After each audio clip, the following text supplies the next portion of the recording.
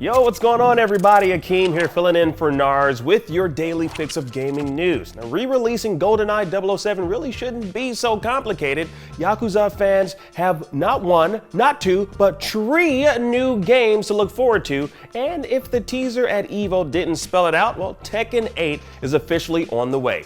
Let's drop it.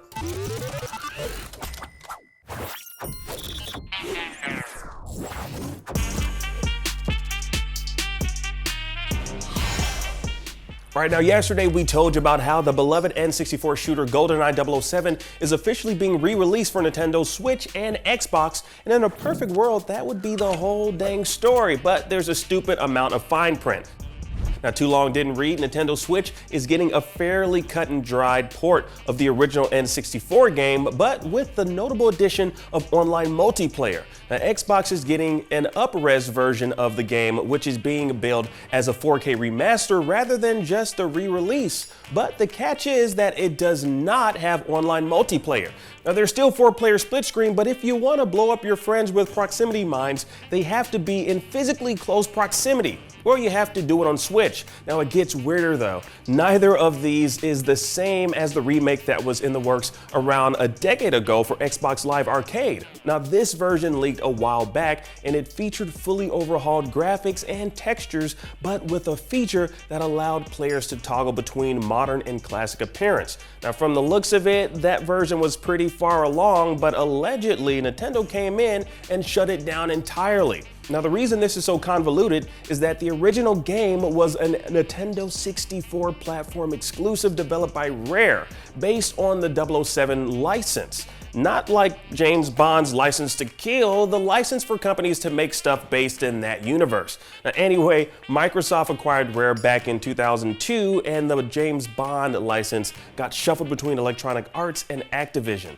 In 2010, a modern reimagining of GoldenEye 007 was released for Wii that adapted the original game to take place between Quantum of Solace and Skyfall, swapping out Pierce Brosnan's Bond for Daniel Craig's. Now, that eventually came to PS3 and 360 as GoldenEye 007 Reloaded, but it unfortunately exists in the weird limbo of licensed games. Now, maybe now that Activision is owned by Microsoft, it'll become backwards compatible, but we'll have to wait and see.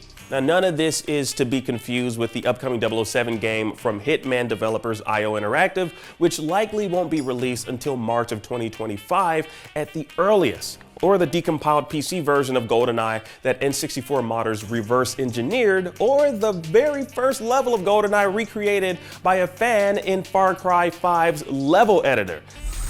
Now, this just goes to show you how much of a rat's nest game preservation can be, especially when it comes to licensed properties. Now, comparatively, if you want to watch GoldenEye, you can buy the Blu-ray for $8, rent it digitally for $4, or stream it for free on Prime Video, thanks to Amazon's recent acquisition of MGM Films, who own the Bond movie rights.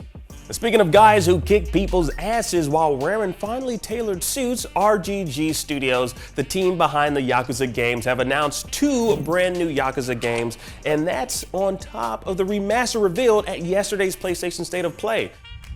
Now, for starters, we got a teaser for Yakuza 8, aka Like a Dragon 8. Now, this looks to continue the adventures of the newest protagonist, Ichiban Kasuga, who was introduced in 2020's Yakuza Like a Dragon. Turn-based combat will return, but this time around, Ichiban will be joined by the original dragon-like hero, Kazuma Kiryu, who will command a party of his very own. Now, the developers claim this is the largest Yakuza game to date, so it's no surprise that it's still a ways off, not slated for release until 2024. In the meantime, we'll find out what Kazuma Kiryu has been up to between Yakuza 6 and 8 with Dragon Gaiden, the man who erased his name.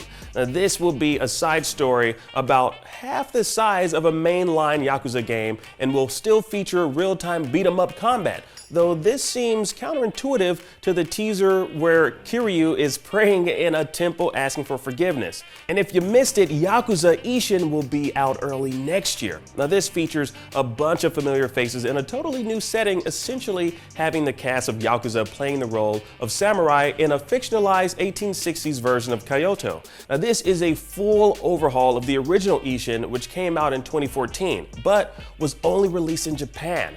Now, this is exciting for fans, but probably even more exciting for the developers because fans will finally stop pestering them about it.